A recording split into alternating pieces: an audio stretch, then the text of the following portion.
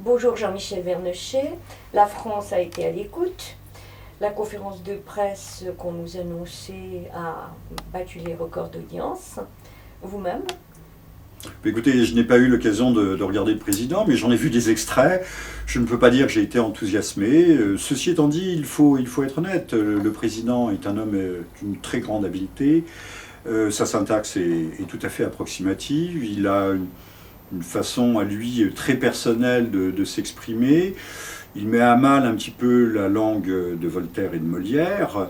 Ceci étant dit, aujourd'hui, vous voyez qu'il est déjà revenu sur cette annonce fracassante de rompre avec la durée légale du travail, puisqu'il a dit, il nous a annoncé pour 2008 qu'il n'y aurait plus de 35 heures, et en fait aujourd'hui il y aura bien toujours une durée légale du travail. Ceci dit, il n'a pas dit de quelle durée serait cette durée légale.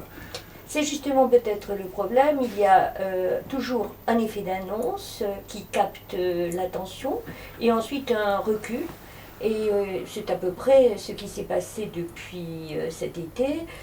Des réformes qui n'en sont pas vraiment, un service minimum qui n'est pas un service minimum, une réforme de l'université qui n'est pas véritablement une réforme de l'université.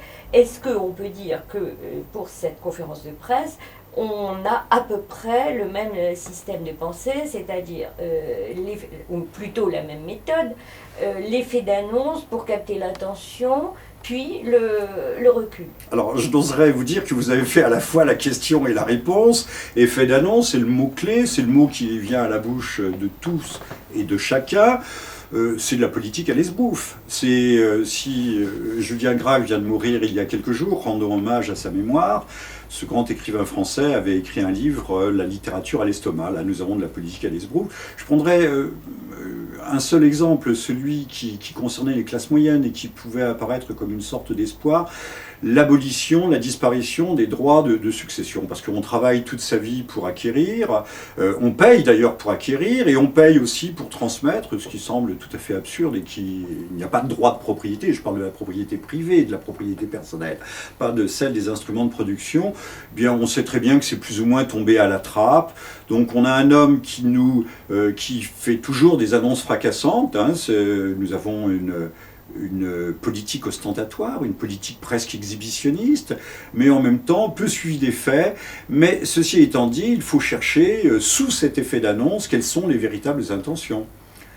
Alors l'intention, d'après vous, c'est durer dans la popularité et avancer dans une politique qui ne dit pas ses véritables intentions, ou bien est-ce que c'est au fond une sorte de funambulisme politique? On avance et on ne sait pas où on va. Alors il y a certainement les deux à la fois. Vous parlez de funambulisme politique et vous me rappelez l'image de Charlie Chaplin, acrobate, qui se croit accroché à un fil invisible et qui le retient, et qui n'est pas funambule, et qui se promène, qui fait des acrobaties extraordinaires, sans savoir qu'il risque de tomber. Et au moment où il s'aperçoit que le fil invisible n'est pas là, qui prétendument aurait dû l'être, eh bien il tombe. Peut-être sera-ce le sort de M. Sarkozy. Beaucoup d'ailleurs parmi les commentateurs, et je pense que c'est un phénomène tout à fait exceptionnel dans la politique française, parlent déjà d'implosion ou d'explosion en plein vol. Je n'ai jamais vu au cours de toutes ces années, de toutes ces dernières décennies, et je ne suis plus de la dernière génération, je ne suis pas de la dernière génération, d'hommes politiques qui réunissent autour de sa personne, de son image, on ne parle pas de la fonction, autant de désaccords, autant de discords, autant de refus, alors que nous sommes à peine 6 mois après son élection.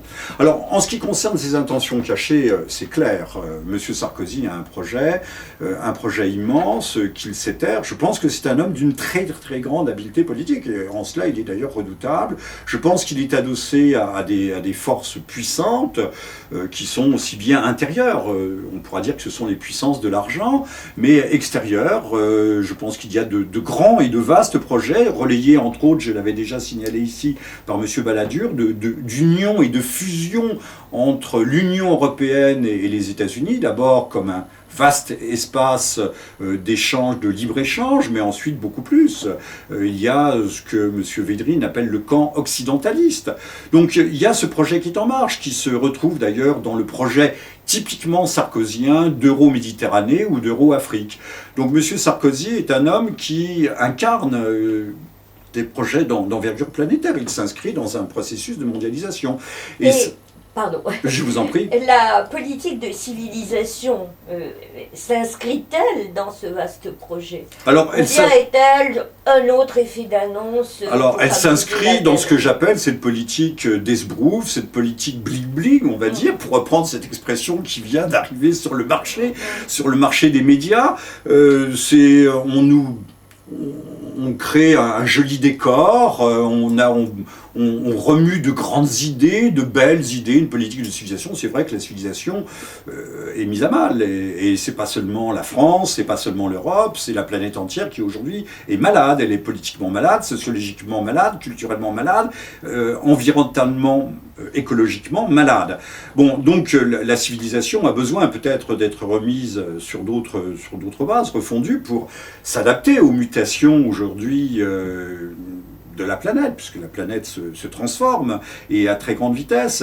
Ceci étant dit, je pense que ce n'est pas ça ce n'est pas ça véritablement qui intéresse M. Sarkozy. On le voit d'ailleurs dans certains de ses projets qui peuvent sembler tout à fait intéressants, acceptables au premier regard. Et ensuite, il faut voir quelles sont les intentions cachées et les arrière-pensées. Alors, dans l'arrière-pensée, on a commencé par dire que la politique de civilisation, c'était une formule empruntée à Edgar Morin, et puis on s'aperçoit ensuite, mutatis mutandis, que c'est au contraire M. Jacques Attali qui est derrière peut-être cette inspiration.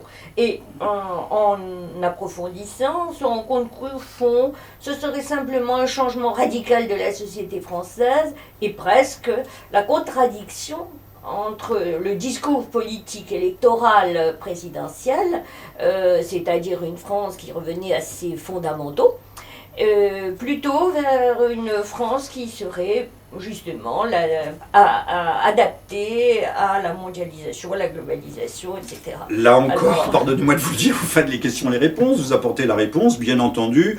La référence les références idéologiques universalistes, qu'elles soient celles de M.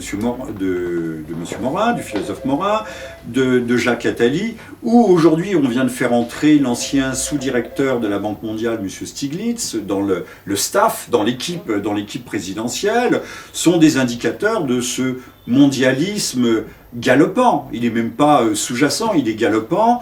Ce sont des gens qui sont en train de nous préparer... on ne va pas utiliser le mot de gouvernement mondial, mais enfin il s'agit bien de ça, d'une sorte d'organisation, de super gouvernement, de mondial, voilà.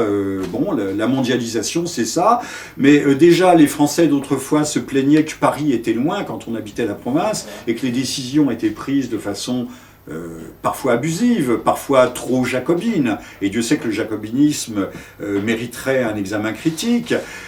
Aujourd'hui, ces mêmes décisions sont prises à Bruxelles, demain où seront-elles prises? Elles sont déjà prises peut-être à Manhattan ou ailleurs, ou peut-être à la Cité de Londres.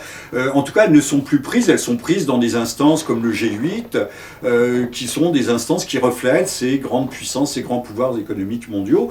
Mais qu'est-ce qu'une société, qu'est-ce qu'une civilisation où ce sont les puissances de l'argent, les forces de l'économie, les forces du marché, et d'une économie qui est de plus en plus financiarisée, qui dicte la politique des hommes. Moi, je suis pour inverser, bien entendu, c'est, je crois, le bon sens. Les politiques doivent être dictées par des idées directrices, par de grands principes, et non pas par les forces de l'argent ou les forces simplement du marché.